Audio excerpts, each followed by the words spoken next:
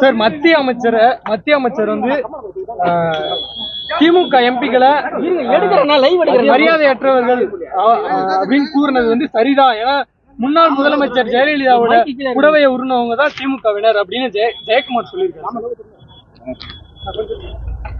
மாநிலத்தின் உரிமைக்காக,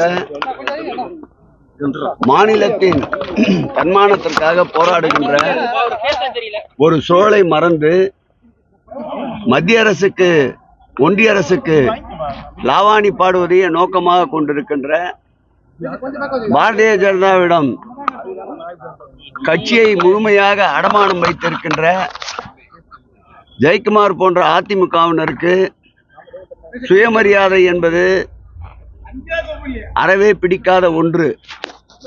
ஒன்றியத்திற்கு சிம்ம சொப்பனமாக திகழ்கின்ற எங்கள் முதல்வருடைய நடவடிக்கையை மக்கள் முழுமையாக ஏற்றுக்கொண்டிருக்கின்றார்கள். இது போன்ற லாவாணி பாடுபவர்களுக்கு பதில் கூறுகின்ற நிலையிலே நாங்கள் இல்லை. 2026